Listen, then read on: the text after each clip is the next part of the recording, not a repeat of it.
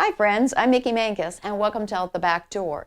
Today I want to share with you the basic tools needed for canning. So if you're new to canning, whether you want a water bath can or pressure can, I'm going to go over the basics. So join me.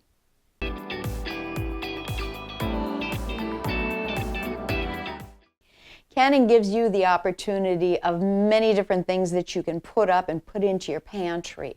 Anywhere from jams and jellies, fruits, vegetables, meat, soups, stews, you name it. So I want to share some of the basic tools that are used in the canning process, no matter if it is water bath canning all the way up to pressure canning. And if you're new to my channel, I want to welcome you and thank you for joining me. And please consider subscribing and hit the notification bell. That way you'll be alerted every time that I upload a new video. The basic tools that I want to go over for canning do apply for water bath canning, steam canning, or pressure canning. So you can use these tools in all three different applications. If you are a canner already, a seasoned one, please forgive me because I do want to go over the extreme basics for anybody that's new or just starting to can. The first thing you're going to need are jars and lids. So I've got a quart jar here that is considered a wide mouth jar. And then I've got a pint one here, for example, that is considered regular mouth jar. This is a smaller size opening. You can get both of these in wide mouth or regular mouth. There's many other different size jars available. You can start at a 4-ounce size jar and work your way up all the way to a half-gallon jar. So once we have our jars, we're going to move on to our lids. Please don't come rob me because I've got lids. All right. I've got ball canning lids. These are the wide mouth and these are the regular mouth. They come in 10 packs when you can find them. They are a steel lid that is coated and it's got a rubber gasket painted around the outside. So this is going to fit onto the top. I have them in regular size also and they fit onto the top. This is our basic. All right. We're also going to need our bands that go on that is going to hold down our lid to our jar when we process it. The metal lids, they do say on the packaging now, on the back for directions that you do not have to preheat these any longer. Years ago, you would have to boil these. And what it was doing is softening up the gasket material before we placed it on the jar. Then pretty soon they were saying you only had to put it in warm water, and that was it, not to boil them any longer. Now on the box, they're saying you don't have to heat these up at all. You just take them out of the box, just place them onto the top of your jar, and that's it. I don't know about that. I'm thinking maybe the gasket material is a lot thinner than what it used to be, and that's why they're saying not to do that. I really don't know. I have not called the company. I do recommend washing them. The other option you may want to go, as long as the metal lids are so hard to come by right at the moment, is using a reusable lid. This is a 2-piece. You have a PBA-free plastic top here, and it comes with a rubber gasket, and you put it together.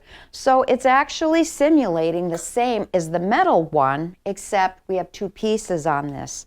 And so all you need to do is apply it. You're going to place it on top, and then your band will go down on there.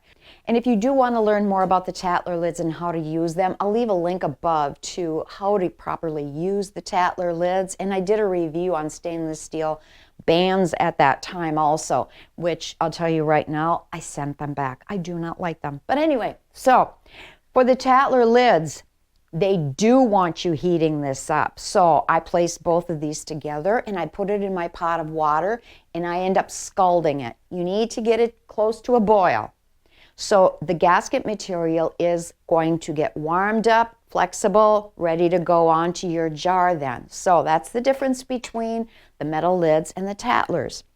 So now those are the most important things that you're going to need right away in order to can something up. Because technically, if you're water bath canning, you could use any type of a pot to can in. It doesn't have to be a canner. All right, another handy tool to have is a funnel. I have a stainless steel funnel, and I actually have one here from Ball also that's a silicone one, and it collapses. It's nice for storage that I can smush it up so it's kind of like out of the way. Now, when you are looking for different size funnels in order to set into your jars, this stainless steel one I did purchase ahead of time to fit in a regular size mouth jar. It'll also work in the wide mouth.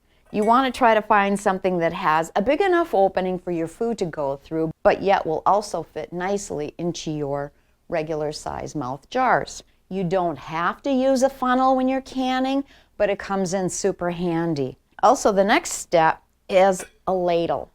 Ladles are really nice. You can use any type of a spoon or anything like that in order to scoop up your jellies, your soups, whatever it is that you're canning, and then pour it in. This one just happens to have a little hook on it, so I'm just going to pretend this is a pot that I can lay this onto the edge here and it'll stay by itself, so I've got a free hand to do whatever I need to do. So ladles come in really handy also. All right, now we've ladled our food into our jars, and the next step is going to be debubble. We need to get the air bubbles out of our food. So there's this handy dandy little debubbler that you can buy in the canning section. It also has little notches on it for measuring your head space. And what you're going to do is slide this down in around in your food to make sure that all the bubbles are being dislodged and come out of there, because this is going to help for a better seal. Well, I know I've got this, but I don't actually remember the last time I've used it. I use a chopstick, so whatever you have available is fine. I just recommend do not put like a metal knife, any type of a metal utensil in there and start sliding down and trying to scrape, because you may end up scratching the inside of your jar and you don't want to do that. Okay, we've put our food in and everything and we've debubbled it, and now we've got our lids on. We're ready to set this into the canner. And if we're going to hot water bath it, we know that our canners are filled up full of water because we need to submerge these underneath. So you're not going to just go and pick this up and put it in. You don't want to do that. So what we need is a jar lifter. All right, so all you need to do is grab the jar, and we're going to pick it up and we're going to set it into our canner. The same thing is when our process is done and we need to remove the jars from the canner. We need our jar lifter to pull it out. So this is a necessary tool. All right, we've got our jar in the canner and we've got to set that timer. Nice to have a timer on hand. Yes, you can use your phone, you can use a timer on the microwave, on the oven, whatever, but my thought is, what if the power goes out? Okay, I still go by the old-time timer, and I'll crank that up and set the time that's necessary for the processing. Another thing, you can see I've got all my tools laid out on this mat. That's another thing you want to have, a mat, some type of a towel or whatever, because when you do remove your jars from the canner, you are going to place them onto something. You don't want to place them directly onto like a cold surface or whatever. So if you need to use a bath or something, that's fine. And then just lay that out on a table. You're going to put it in a draft-free area, and then you're going to set your jars on it. It just happens to be that I have found these dish drying mats have worked excellent for me for my canning when I'm pulling my jars out. So that's just another thought. One other thing I wanted to mention was make sure that you have your hot mitts out. I'm going to show you, I use a pair of insulated leather gloves. I find this, I'm able to use them and work with them the best, and they do work just as well as if I was using hot pads, being that they are insulated.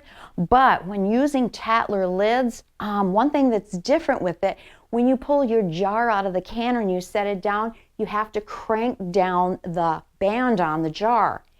And for me, you could use towels and everything, but it's just like my dexterity, I have an easier time just slipping my gloves on, so I'm able to grab the jar and then crank down on the band, and I don't burn myself. Once you get your cans out of the canning jar and everything and you've set them aside, you're going to let them sit anywhere from 12 to 24 hours to cool off naturally. You're going to remove the bands and then wash them up with warm soapy water, dry them off and everything, and then you're going to label them. One of the ways you can label them is using labels.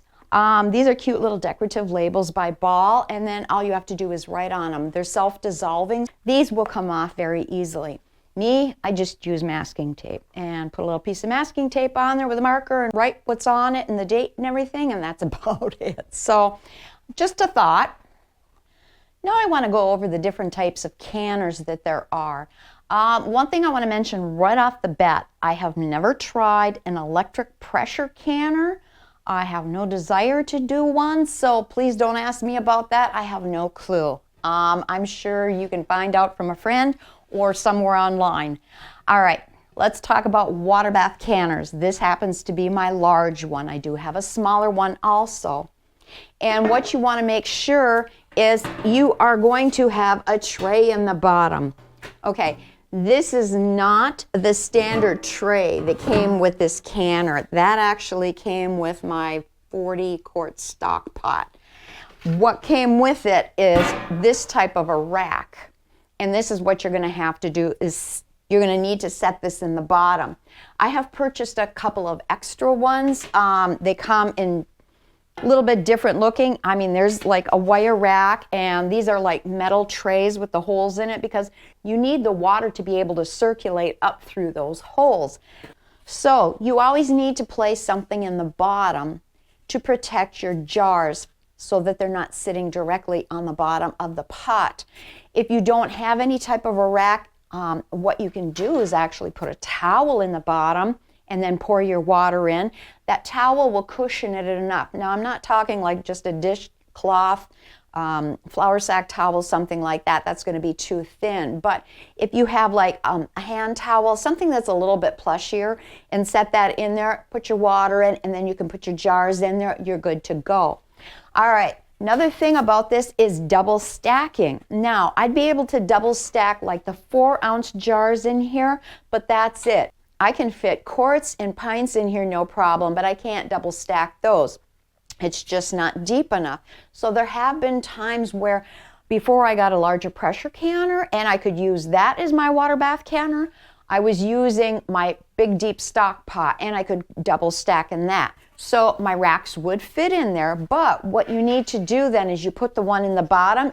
You need a second one in there if you're going to double stack your jars in order to keep them from sitting on top of each other. So the water bath canner is used for foods that are high in acid.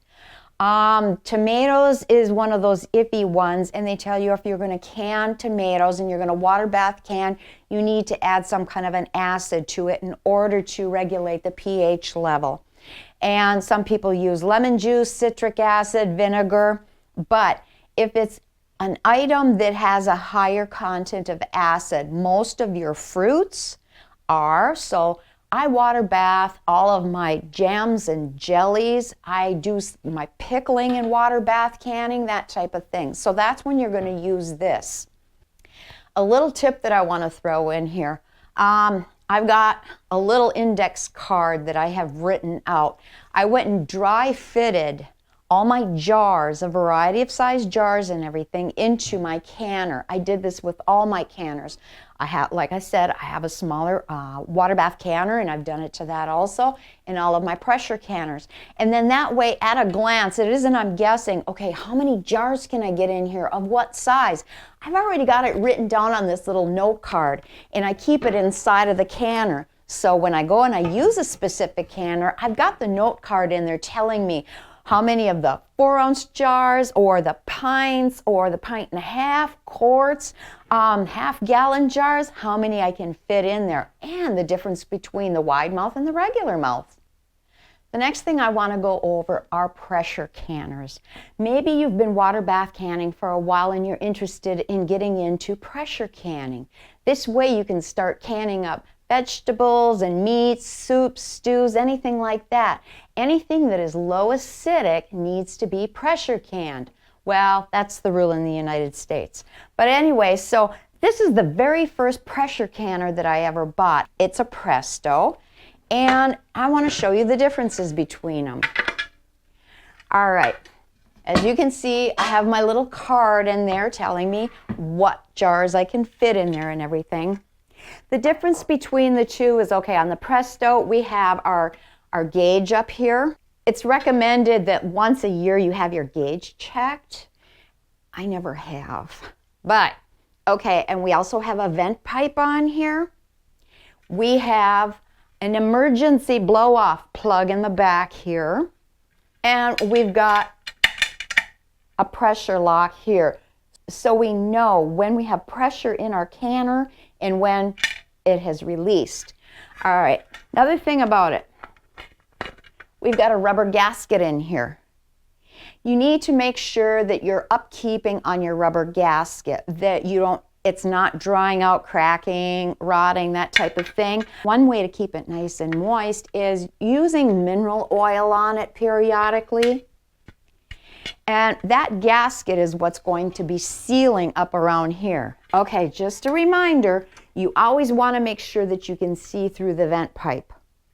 Because if you cannot see through the vent pipe, that means that excess steam isn't going to be able to come out of the vent pipe, and you're going to end up with your pressure going sky high, and you're going to have an accident. Don't be doing that. So easiest way is you're just going to look through it. Yes, I could see the camera when I looked through it. All right. And the way to apply this one is there happens to be like a little V notch here. It says here's the V, and there's a V on this handle also. So we are just going to place this on. It's been a lot of years since I've used this, because ever since I've bought my AllAmericans, this poor little baby just sits in the cupboard. Okay, and now I'm going to twist it, and now it's locked into position. So when you're canning, I'll get into that later on if you want a more detailed video of how to actually use the pressure canner. But what I'm showing you here is once we vent, which is allowing the steam pressure to come out for 10 minutes. Then we have a regulator. I call this my weight, and we're going to drop this on here. To begin with, our little button will pop up here saying there's pressure in it when it first starts building up. And we're going to watch our gauge, and it's going to come up to the appropriate poundage for your elevation. You have to look this up. For my area, it's 10 pounds. This is going to kind of rock back and forth. You're going to have to adjust your temperature gauge on your stove top in order to regulate and keep the pressure where you want it. Now, to me, I had to play with this constantly. I had to babysit it when I was using it. And I really didn't care to do that. I would literally take a chair and just sit down with a book and watch it, because I was constantly, tiny bit up, tiny bit down in order to keep it in gear. I was able to find online a weighted regulator. Okay, and it comes in 3 parts. Right now, this is set up for 15 pounds. This is going to replace the regulator that comes with, whether it's Presto, Muro, any of these different brands. It's all, I'm talking generically as far as a pressure canner that has the rubber gasket seal inside. Okay, so I'm going to take my regulator off the vent pipe. These little rings come off, they're separate. So this would be 5 pounds. And now if I put the next ring on, it's 10 pounds. And that's what I would put on. This is going to jiggle just like my regulator that I use on my AllAmerican. If you need 15 pounds, you put all of the weights on there. And when I bought this and I started using it in the canning, I couldn't believe the difference. It was so much easier. It helps with the temperature fluctuating. And so I did like this, but then I ended up going into a different line. I decided I was going to try an AllAmerican because I had seen a few people talking about it, and I thought, okay, we're going to do that. But so this is a weighted regulator that you can get for, I ordered the one specifically for this model of Presto. This is a 23 quart pressure canner cooker.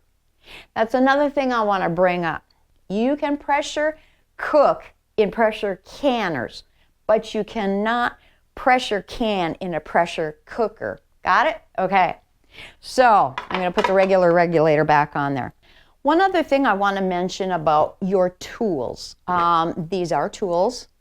And please, please, when you get something new, read the manual. Read it front to back. I don't care how boring it may be to you. Actually, it saved my backside one time when I first got my canner, my AllAmerican Canner. I had read it twice from front to back, and I ended up with a dry lock vacuum on here, and I could not get the top released. At least when I had read the manual, I do recall seeing that. It said, in case this happens, this is what you need to do in order to unlock it. And the longer you wait, the tighter the vacuum is on there. And it's not fun. So read your manual so you're aware of all different situations that may arise or whatever. Also, it's going to tell you how much water you need to put in your canner to pressure can. So read your manual. One thing I like to do is have spare parts on hand. I live in a small rural area and we really don't have a whole lot of supply to spare parts. So I have an extra sealing ring, the gasket that goes into here. Just in case this one starts getting old, brittle, anything on that order, I have my new one to replace it and I can use that. All right, now I want to talk about the AllAmerican Canner. These are manufactured in Wisconsin in the United States, and they're a cast aluminum. They're a lot more heavy duty than the ones that you're going to buy that have the gasket. The one thing about this that's different, it has no rubber gasket. It's got its own metal gasket in here, and the inside of the canner is slightly beveled in order for this to fit down in. But before you actually use it, you need to put an extremely thin coat of olive oil or Vaseline around the edge here. That's the part I forgot to do the very first time I used it, and it dry locked on me. I'll never forget to do that again. I don't do it every single time. I say probably every 3 times that I use it, I will recoat it and everything, but I also wash out the insides of my canners in case I've had siphoning or something. I don't want to keep, I wash them out and make sure they're clean. So when I do wash them, then I do make sure that I'm going to recoat this. Another thing about it is you do have, there's a label in the front here, label on top. It's pretty close. How to line them up. There's also an arrow here and a little notch cut in here. So we're going to line those up. There's little ears on like every other one that are going to fit underneath. And for some reason I always have an issue with this one. There we go. And we just turn it so that they're locked underneath. All right, now the next thing we're going to do is make sure that we have an even space all the way around, and then we are going to start tightening up our wing nuts. We're going to bring them up and tighten them up. I don't crank down right away. We're going to do opposite sides at the same time, just like if you were tightening a tire on your vehicle. Okay, and so once I get those tightened, then I'm going to come around and give them a good turn. All right, and so that's all ready to go. All right, the difference between, we were talking regulators and with like the Presto. This is the regulator that you get with an AllAmerican. It has 3 different weights on it. What you're going to do is the placement of the holes on here. So we do have a 5, a 10, and a 15 pound. And like I said, our area is for 10 pounds. So with the 10, I'm just going to place this on here when it's time to put the weight on. That's another thing about making sure, you always want to make sure that your vent pipe is cleaned out. If it's not, it could overbuild pressure.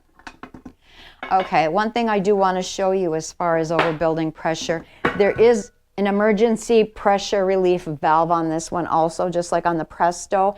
And what's going to happen is if your pressure gets up into the danger zone too high, this is supposed to pop out to relieve that pressure that's built up in there so that it doesn't blow up. They think of all these different safety features to put into these canners.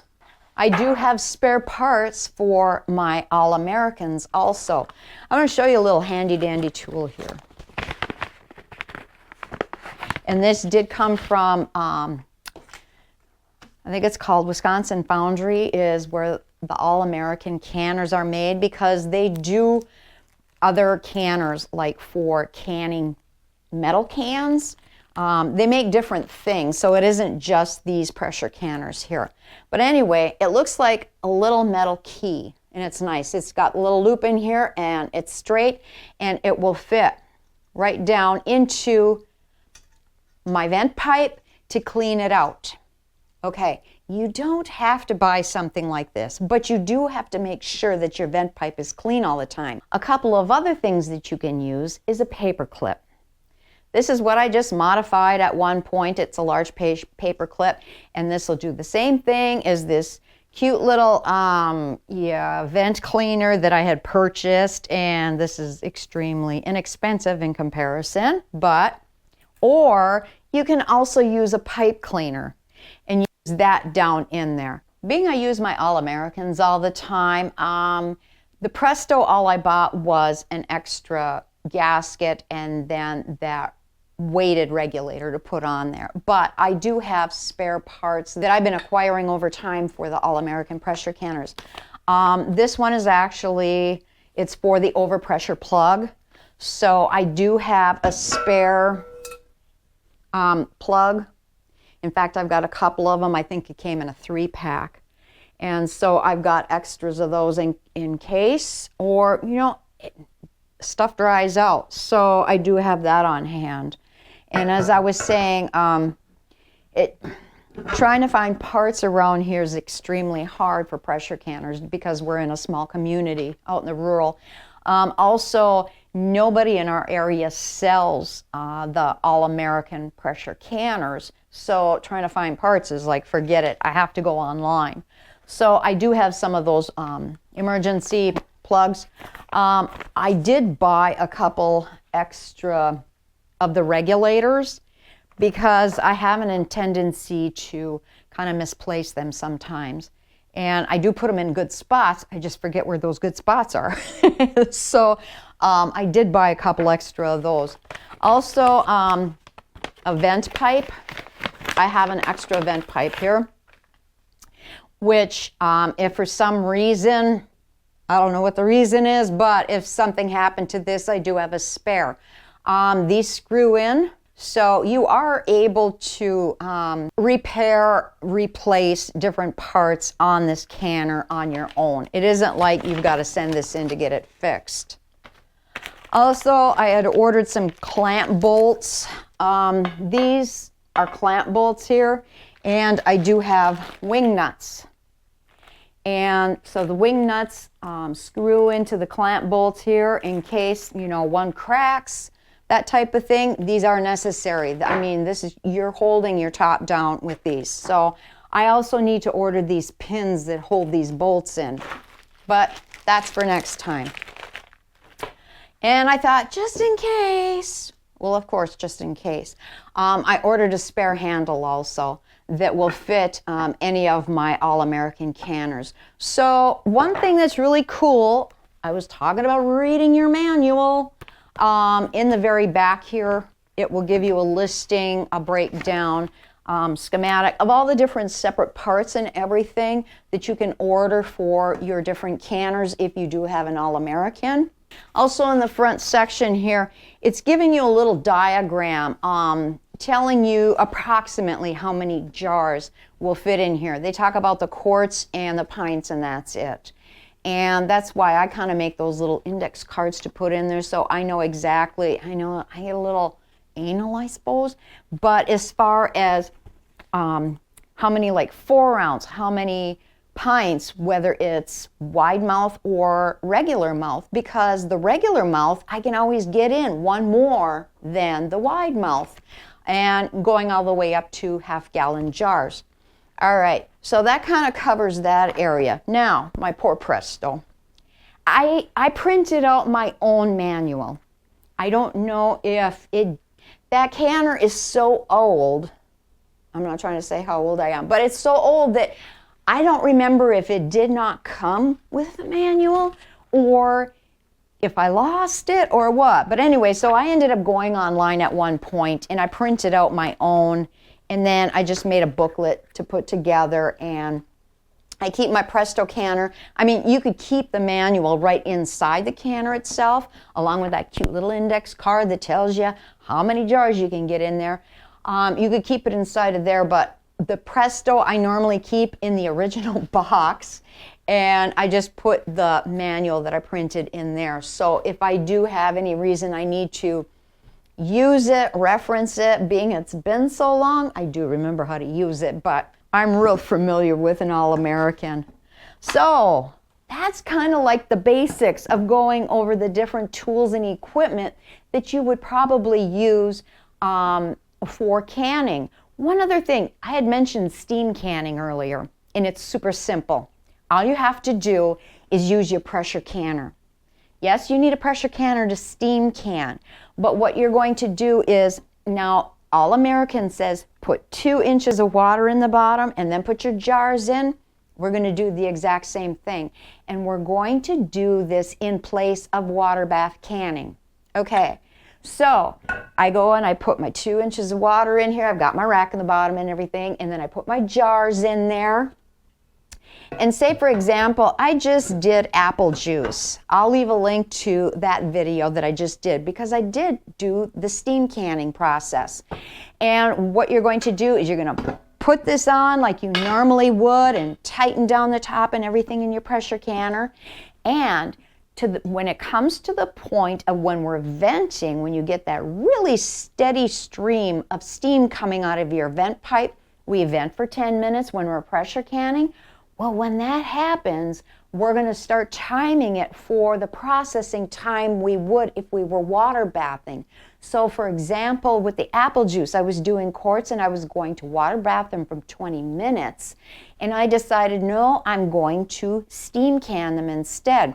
So once the steam comes out of here, good, I'm going to set the timer then for 20 minutes. And I'm going to let it go when the 20 minutes is up. Then I'm going to turn my heat off. I let all the steam fade away and everything, and then I'll remove my top and take it out. What's happening is when you're hot water bath canning, you have to submerge your jars underwater. You're supposed to have like 1 to 2 inches of water above your jars. When you're pressure canning, you do not do that. And to me, it was like I had so many jars that I had to do, I had to double stack them. So in order to double stack into my big canner, I had to put a tray in between there and everything, but I was still only using 2 inches of water in the bottom of my canner. I didn't have to fill my canner to the very top to get everything underneath water. That's the difference there. It's really convenient. Plus, steam canning is a little bit hotter than our regular boiling water, so it works really well. That's the other tip I wanted to leave you. So these are the basic tools that are needed to do our canning, whether it's water bath canning or pressure canning.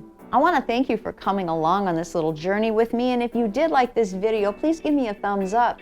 And if you have any comments or questions, please leave them below. So until next time, I hope you have a wonderful day. God bless.